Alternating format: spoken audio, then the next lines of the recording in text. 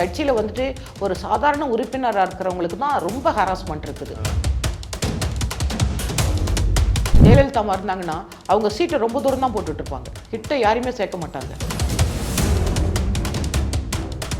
அவனுக்கு வந்து மேலே வந்து உழுறானுங்களே, அதில் என்ன அட்ஜஸ்ட்மெண்ட் இருக்கு? அவன் யார்கிட்ட கேட்குறான்? கேட்கறதே கிடையாது. அவன் இஷ்டம் போல வந்து இடிச்சிட்டு போகிறான். என்கிட்ட அந்த மாதிரி வழக்கு வேறு டிபார்ட்மெண்ட்லேருந்து வரும்போது அந்த பொம்பளையை அப்படிதான், அவளுக்கு ஏதாவது சலுகை கொடுக்கலன்னா உடனே நம்ம கை வச்சோம் தொட்டோன்னு சொல்லிடுவா. பல பேரை உயிர்களை காப்பாற்றக்கூடிய ஒரு டாக்டர் போயிட்டு அவன் எவ்வளோ சித்திரவதை பண்ணி கொஞ்சம் கொஞ்சமாக சாகடிச்சிருப்பான். அப்போ அவனை அப்படி தானே சாகடிக்கணும்.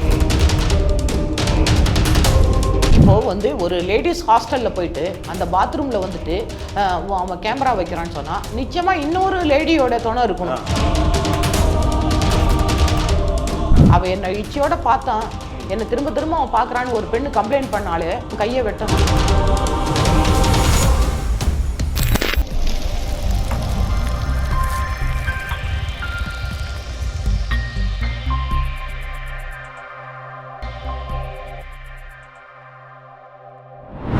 மேம், இந்த மாதிரி பிரச்சனைகளை தாண்டி தான் மிகப்பெரிய தலைவர்களாக இந்திரா காந்தி அவர்களும் ஜெயலலிதா அவர்களும் நிறைய இன்னும் விஜயசாந்தி அவர்கள் போன்றவர்களும் வந்திருக்காங்க.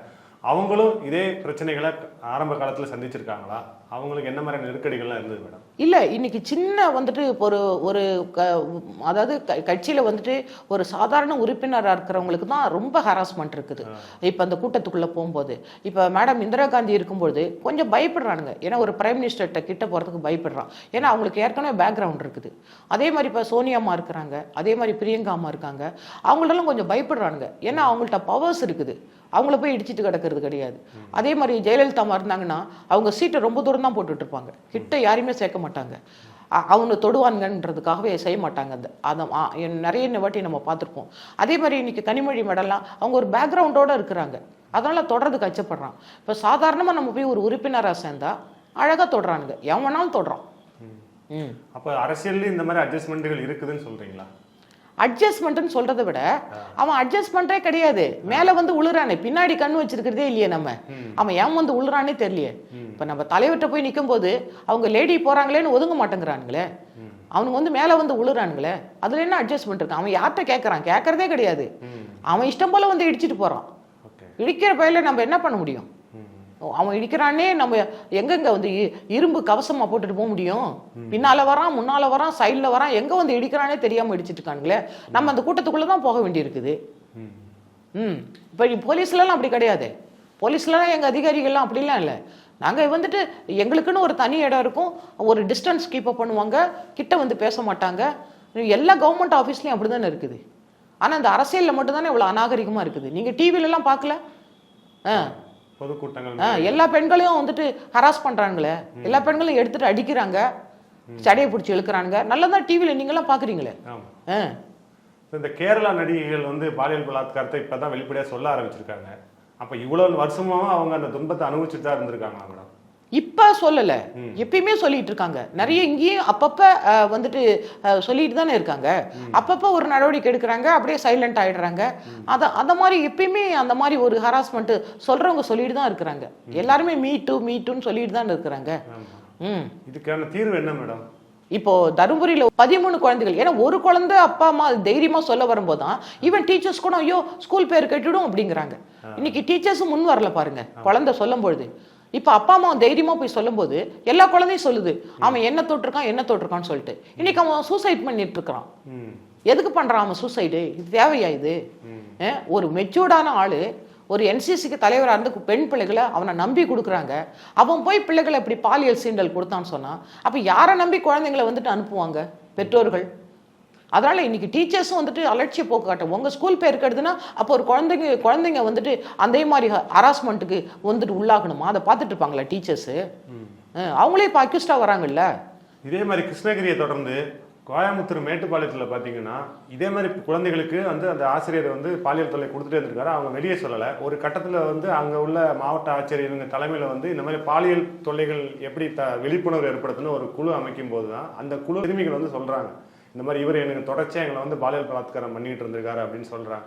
அந்த ஆசிரியர் யாருன்னு பார்த்தீங்கன்னா அவர் ஏற்கனவே பாலியல் வழக்கில் கைதாகி ஜாமீனில் வெளியே வந்தவர். அவரை எப்படி மறுபடியும் அந்த ஸ்கூலுக்கு வாத்தியாராக போடுறாங்க? அந்த குழந்தைங்களோட வருங்காலம் இன்னும் பாதிக்கப்படாதா?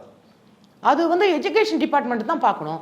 ஒரு பாலியல் வந்துட்டு ஒரு வழக்குல குற்றவாளியை போய் ஒரு ஜாமீன்ல வராரு, அவரை வந்துட்டு எப்படி இவங்க சஸ்பெண்ட் ஆனவரை ரீஇன்ஸ்டேட் பண்றாங்கன்னு தெரியல. எப்பயுமே வந்துட்டு ஒரு கேஸ் வந்துட்டு முடிந்து அவர் அக்யூட்டல் ஆனாதான் வந்துட்டு மறுபடியும் ரீஇன்ஸ்டேட் பண்ணி அவருக்கு வேலை கொடுப்பாங்க.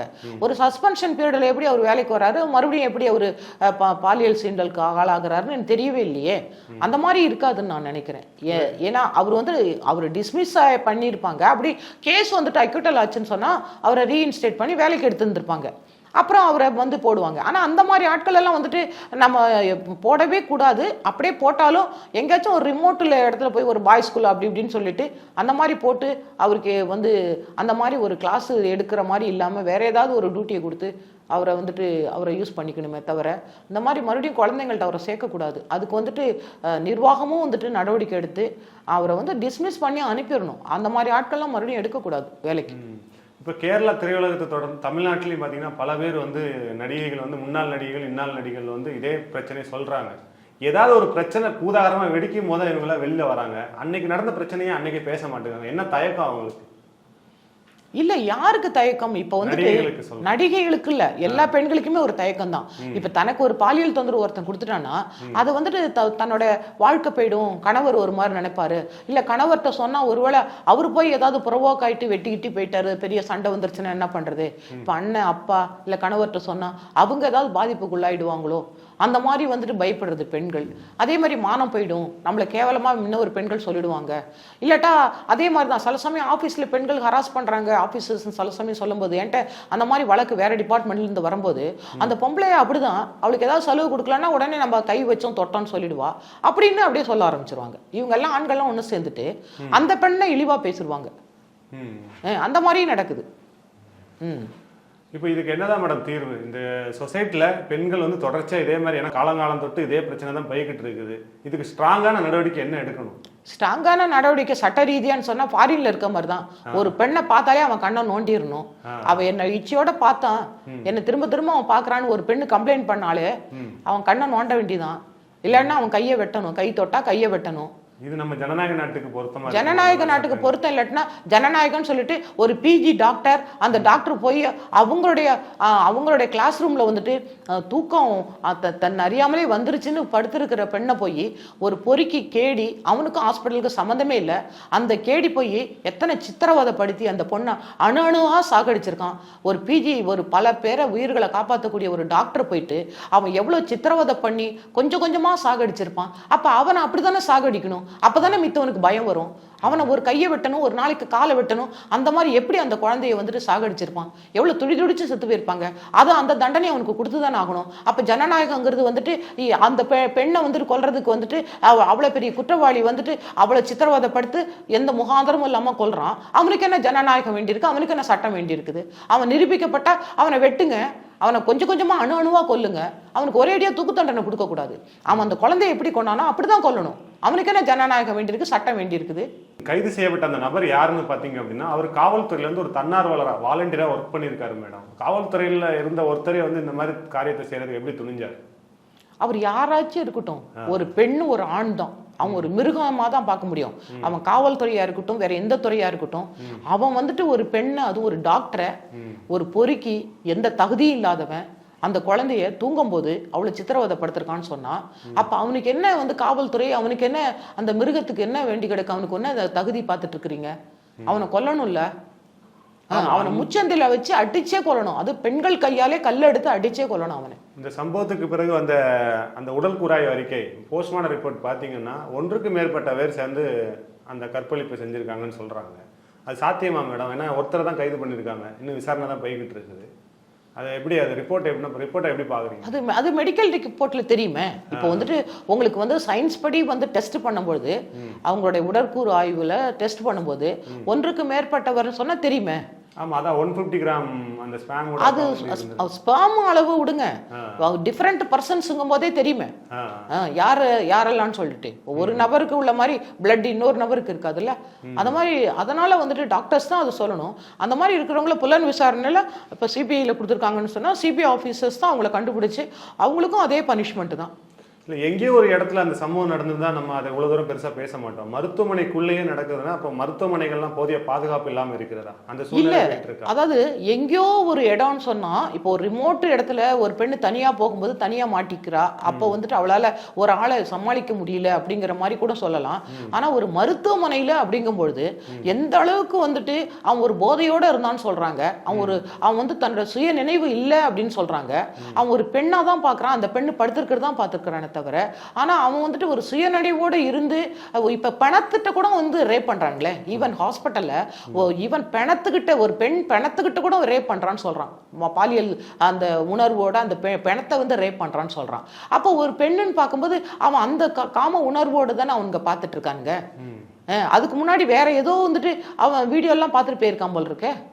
ஆமா, அவர் கைது செய்யும் போது அவரோட போனை கைப்பற்றுறதுல பாத்தீங்கன்னா முழுக்க வக்ரமான தவறான வந்துட்டு வீடியோஸ் எல்லாம் பார்த்து ஆபாச வீடியோ எல்லாம் அவன் பார்த்துட்டு போகும்பொழுது அந்த பெண்ணு இருக்கும்பொழுது அவனை அதுக்கு வந்துட்டு அவன் அந்த போதையில வந்து தூண்டப்படுறான். அவன் சுய நினைவோட இருக்கல.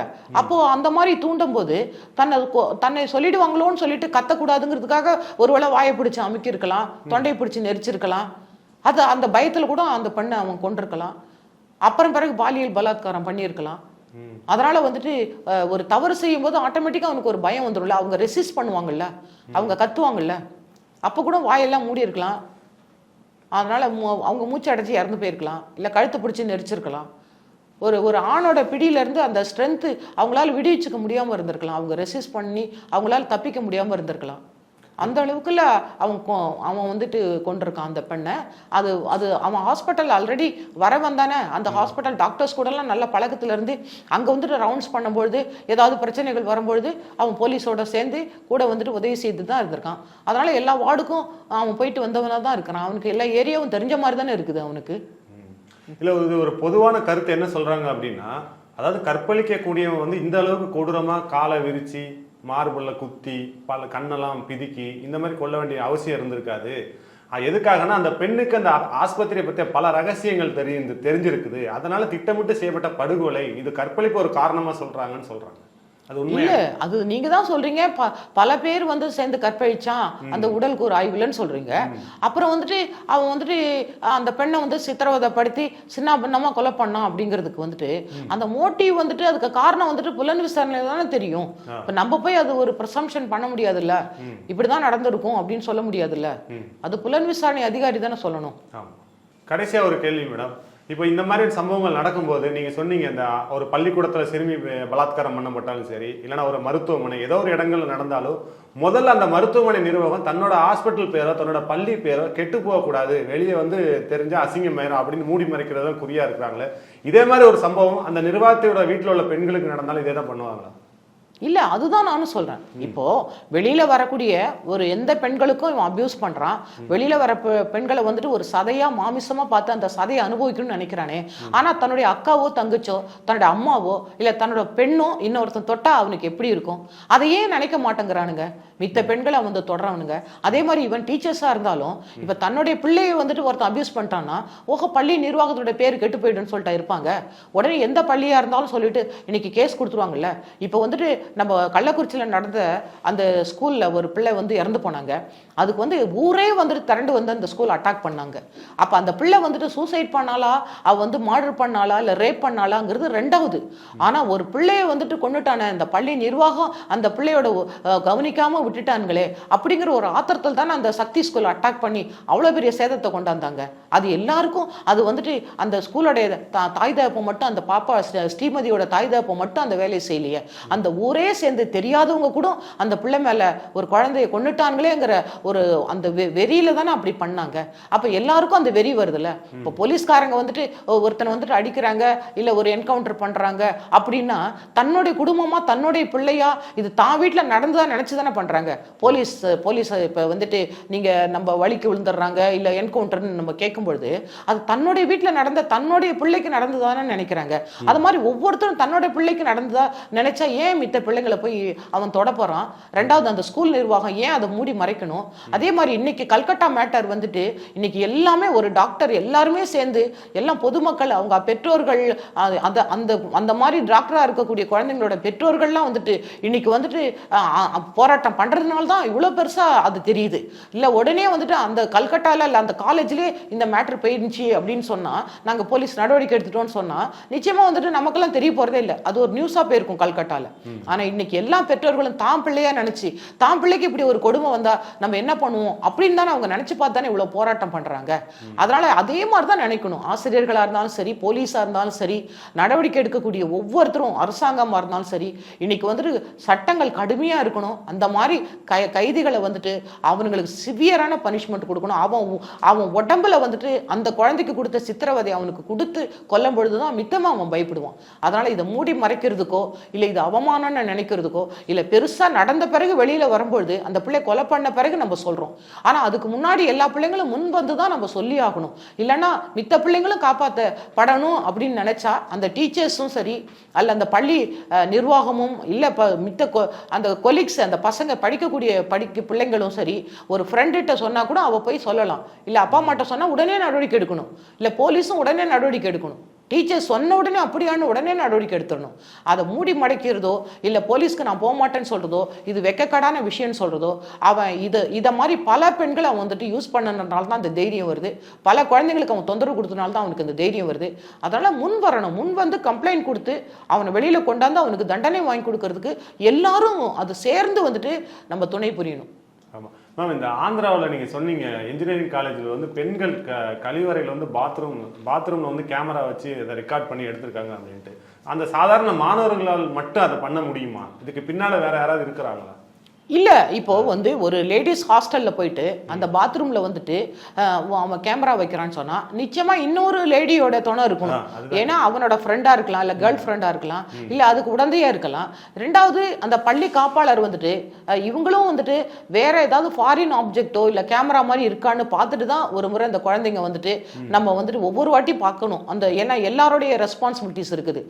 ஏன்னா இது ஒன்ஸ் இப்படி நடக்கும்பொழுது ஆனா அவங்க வந்து நம்ம ஹாஸ்டல்ல யார் வர அப்படி அந்த மாதிரி இருக்கும். சில சமயம் அதை கண்டுபிடிச்சு தானே பிள்ளைங்க சொல்றாங்க. அதே மாதிரி வாட்ச்மேன் இருக்காங்கன்னா அவங்க சுத்தி பார்க்கணும். வெளியில ஏதாவது கேமரா எதுவும் வச்சிருக்காங்களா, வேற ஏதாவது ஆப்ஜெக்ட் கேமரா மாதிரி இருக்கா அப்படின்னு பார்க்கணும். இந்த பள்ளி காப்பாளர் பார்க்கணும். அதே மாதிரி போலீஸ் ரவுண்ட்ஸ் போனா விமன் போலீஸை வச்சு பார்க்கணும். அந்த பிள்ளைங்க குளிக்கும் போது இல்ல ட்ரெஸ் பண்ணும்போது ஏதாவது கேமரா இந்த மாதிரி ஒரு ஐசோலேட்டட் பிளேஸ்ல ஏதாவது இருக்குதா அப்படின்னு சொல்லிட்டு பார்க்கணும். ஏன்னா இப்ப லாட்ஜஸ்ல போனாலும் நாங்களே பயமா இருக்குது இப்ப ட்ரெஸ் மாத்துறதுக்கு. இப்ப நம்ம ஹோட்டல்ல போய் தங்குறோம்னு சொன்னா எங்கேயாவது கேமரா இருக்குதோன்னு இருக்குது. ஆனா நம்மளும் அங்கதான் அப்படிதான் குளிச்சுட்டு வரோம். நாங்களும் வந்துட்டு எவன் கேமரா வச்சிருக்கான் பார்த்துட்டு இருக்கிறோம். அவன் எவன் எடுக்கிறான் என்ன பண்றான்னு தெரியாம இருக்குது. அந்த அளவுக்கு இப்ப விஞ்ஞானம் அட்வான்ஸ் ஆயிடுச்சுன்னு சொல்லிட்டு கேமரா வச்சு அதை பண்றான் இதை பண்றான்னு சொல்லிட்டு இதெல்லாம் ஒவ்வொரு இடத்துலயும் எல்லா பெண்களுக்கும் இது நடக்கும். தெரிஞ்சோ தெரியாமலோ நடந்துகிட்டு தான் இருக்கு. இங்க ஒரு மூலையில கண்டுபிடிச்சாதான் வந்துட்டு நம்ம இப்படி நடக்குதுன்னு நம்ம சொல்லிட்டு பேசிட்டு இருக்கிறோம். அது வெளியில தெரியும் போது. ஆனா இப்ப நாங்களே இப்போ ஒரு ஹோட்டலுக்கு போறோம், தங்குறோம். அவன் எந்த கேமரா வச்சிருக்கான்னு பார்த்துட்டா நம்ம ட்ரெஸ் பண்ணிக்கிட்டு இருக்கிறோம், குளிச்சுக்கிட்டு இருக்கோம். இதெல்லாம் இந்த அயோக்கியன்களெல்லாம் எடுத்த உடனே ஸ்லாட்டர் பண்ணணும். இந்த மாதிரி இப்போ அவனுக்கு லைசன்ஸ் கொடுக்கக்கூடாது, அந்த ஒரு லாட்ஜஸுக்கு அவனை அந்த ஓனரை கேஸை போடணும்.